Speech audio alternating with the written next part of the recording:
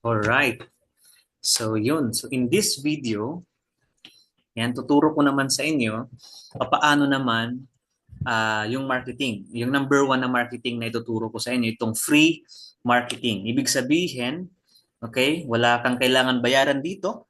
Libre lang from the word itself, free. So yun. At kahit free itong free marketing na to, itong ituturo ko sa inyo, itong na strategy na to, pwede kang makakuha ng unlimited, like literally, unlimited prospect. Okay? Unlimited prospect para dito sa business na ginagawa natin online. So make sure lang na i-apply mo ito. Okay? Make sure lang na i-apply mo ito dyan sa pang-araw-araw na activities mo. Okay? So, yun. Ang gagamitin natin is yung ating Facebook. Okay? Yung Facebook friends natin. So, ang tanong, ikaw, ilan ba yung Facebook friends mo? Okay? So, since libre lang ito, Facebook friends ang gagamitin natin na mga na strategy para makapag-drive ng maraming clicks, maraming visits dun sa website natin. Okay? So kung ikaw meron kang maraming friends, okay, ang mindset natin dito i-share natin. Okay? I-share natin itong opportunity na pwedeng makatulong dun sa mga friends natin. Which I believe, yun naman ang pinaka-aim natin dito is makatulong sa mga friends natin. So gamit itong mga friends natin, okay, pwede natin silang maging prospects dito sa business na ginagawa natin. Okay? So, don't worry kasi meron tayong script. Okay? Script na gagamitin para sa pag invites dito sa ating mga friends na to. So, parang ganito, meron akong template na ginamit.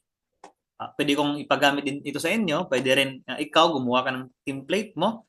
Okay? So, depende. Okay? Itong template na to, naka-design ito para hindi maging sounds like spamming. Okay? Like, click mo to, yaman ka dito, parang ganun ba? Hindi yung ganun. Okay? Optional.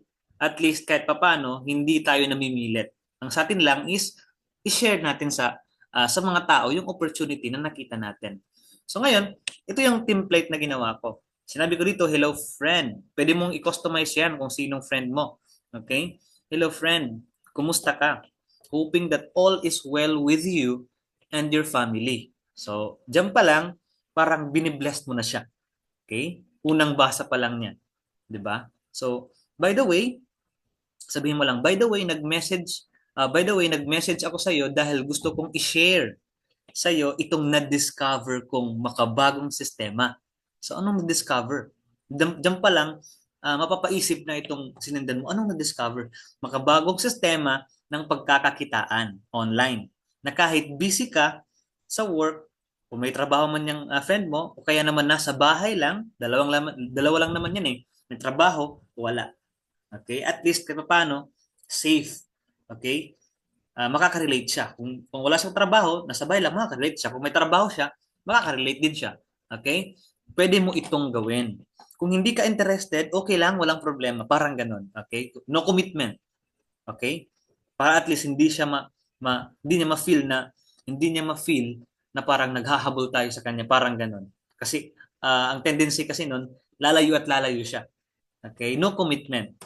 Pero, sabihin mo dito, pero kung gusto mo tingnan kung anong sistema na nakita ko, pwede mong i-check ang free video training dito sa website ko. Click mo lang itong website. Yan, yung website na yan yung website na ginawa mo. Diyan mo ilalagay, okay? Yung website na ginawa mo. Okay? After mo panood, message mo ako kung meron kang katanungan. After mo panood, message mo ako kung meron kang katanungan. Thank you and God bless. Ganun lang, simple lang. 'Di ba? Simple lang, send mo lang sa kanya and mag-click siya kapag clinic niya yung website mo, itong makikita niya. By the way, in-update ko na pala yung bridge. Ito yung bridge. Okay, bridge page dun sa training natin kung paano ka gumawa ng landing page. At updated na yon, pwede mo makopya itong ganitong klase ng bridge. So yun. Pag clinic niya yung link na yun, yun yung makikita niya. Okay? Nakalagay dyan. Huwag nyo nang babaguhin yan. Okay? Kung gagawa kayo ng bridge, huwag nyo nang baguhin yan. Yan na ang ilagay nyo. Okay? Nakadesign na yan. So, ang nakalagay dyan para sa mga breadwinners, para sa mga OFW, employees, o single parent, lahat yan. Okay? May target market tayo. Mga breadwinners, mga OFW, employees, at saka single parents. So, ganyan kaganda kapag may targeting ka. Sa headline pa lang, mababasa nila, yun yung unang makikita nila. Pag nakita nila na sila, breadwinner sila, o di kaya employee sila, o di kaya single parent, makaka-relate sila na ito, pwede siguro sa akin to. Kina-qualify nila yung self nila.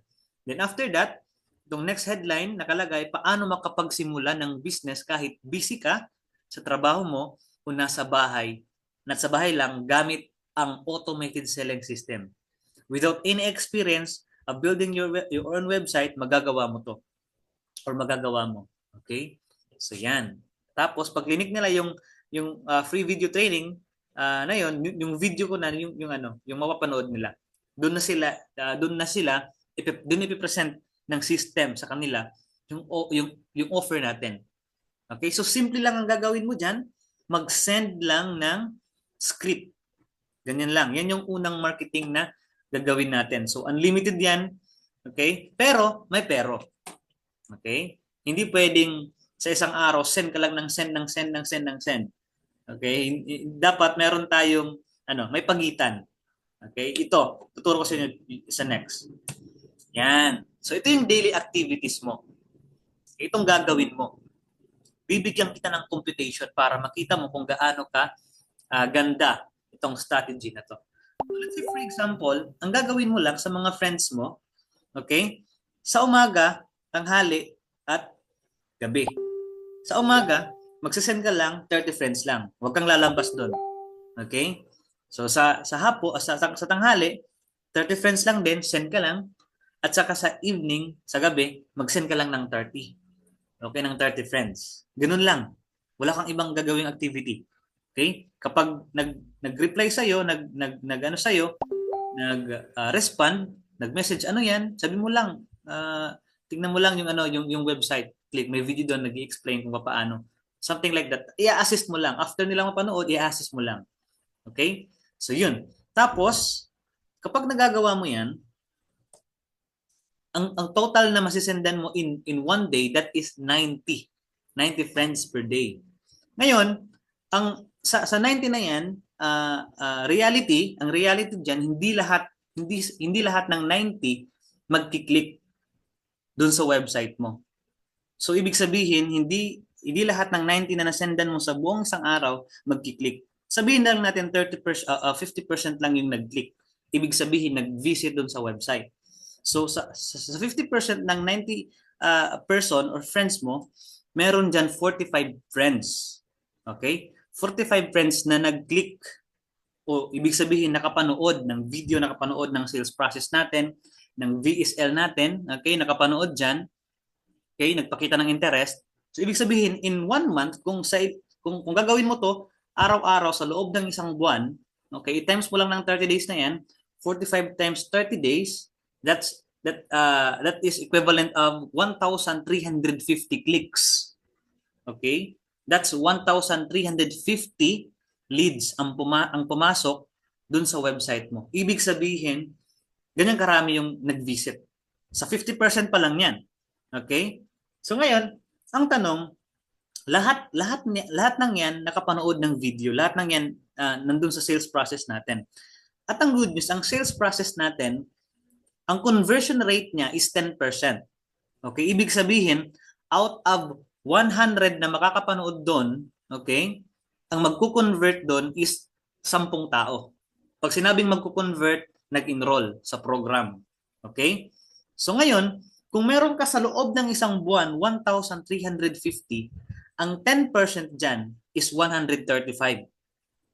Okay? So ibig sabihin, 135 ang nag-enroll under sa affiliate link mo. Okay? Ganyan karami yung nag-enroll. 10% sa mga nag-click. Again, ang ginawa mo lang, nag-send ka lang, at sa loob ng isang buwan, pwede kang makakuha ng 135 enrolls. Okay? So ngayon, ang tanong, anong next? Babayaran ka ni Livegood ng tig $25 bawat enrolls na na-produce mo.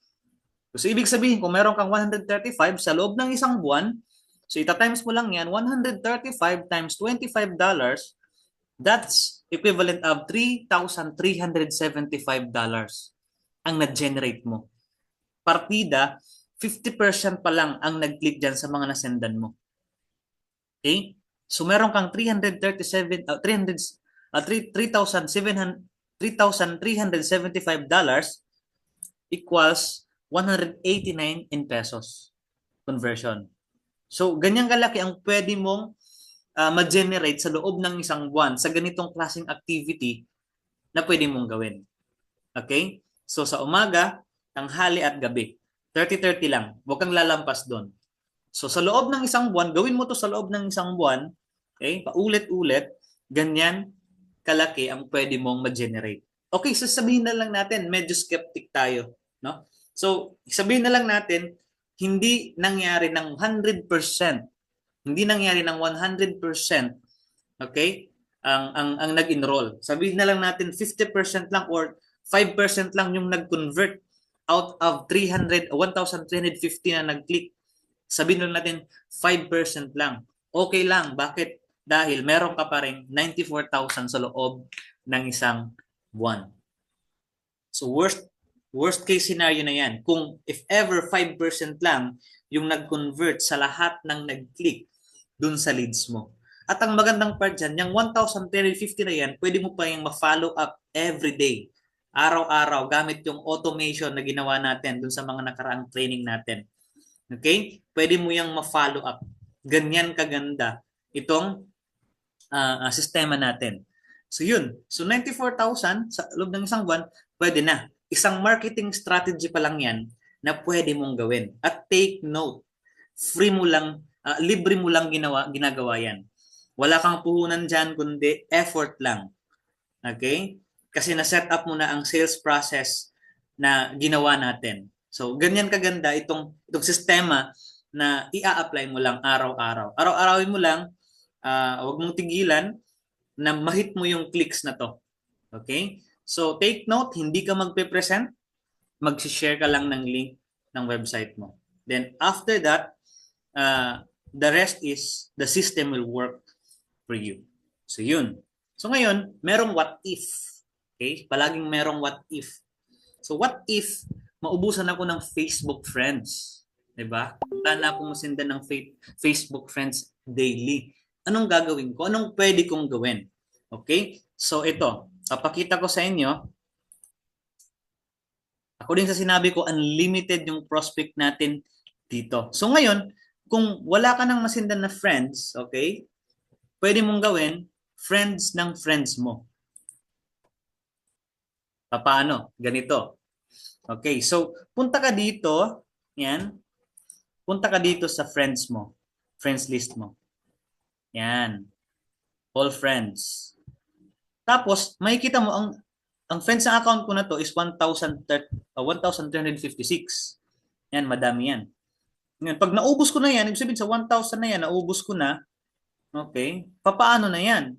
Ang gagawin mo, simple lang. Let's say, for example, eto, bigyan ko kayo ng example para at least makita nyo anong gagawin nyo. For example, ito si Villa Nelson. Ang gagawin mo lang dyan, click mo lang yan. Tapos, tingnan mo ang dami ng friends. 3.9K. Pwede mong maging prospect ng mga yan. Pero, may pero. Hindi ka pwedeng mag-send sa kanila kung hindi kayo friends. Ang gagawin mo, ganito. Part din sa activity mo daily, yan, yung mga friends niya, friends ng friends mo, i-add mo lang yan. 10 lang. Every 1 hour, every 30 minutes, add ka lang ng 10. Yan. 10. Tapos, kung sino ang mag-accept sa'yo, ibig sabihin, naging friends na kayo, safe na siya dun sa spamming na i-detect ni Facebook. Right?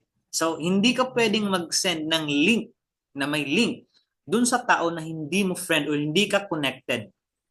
Kasi pwedeng maban yung link mo o yung website mo. Kaya nga, ang ginawa natin dito, okay, ang ginawa natin, hindi natin directly sinesend yung ating affiliate link sa Livegood dun sa mga tao kasi posibleng maban yun. Okay? Sa ngayon, dito, ang gagawin natin, i-add muna natin. Okay? Since inaccept ka, ibig sabihin, willing and open itong mga tao na to na makipag-communicate sa'yo. Okay? So, hindi ka madedetect ni Facebook as someone na nag-spam ng message. Make sure lang na every 30 minutes, 10 lang i-add mo. Okay? Tapos stop ka muna. Tapos add ka ulit. Kung wala ka ng friends na pwede masindan, itong pwede mong gawin. So, ang dami yan. Okay? Ang dami mong pwedeng maging prospect dito sa business natin. So, yan yung number one, isa sa mga marketing strategy na pwede natin gawin, okay, pwede mong gawin para i-promote ang affiliate link mo or itong website na ginawa mo. Para nang sa ganon, ikaw ay hindi ka nauubusan ng mga quality prospects. So, sa susunod na training natin, tuturo ko naman sa inyo yung content marketing. Ano yung mga step by step na gagawin natin para naman makakuha ka ng another clients gamit yung content marketing. Make sure panoorin mo ang next video diyan sa baba ng video na to.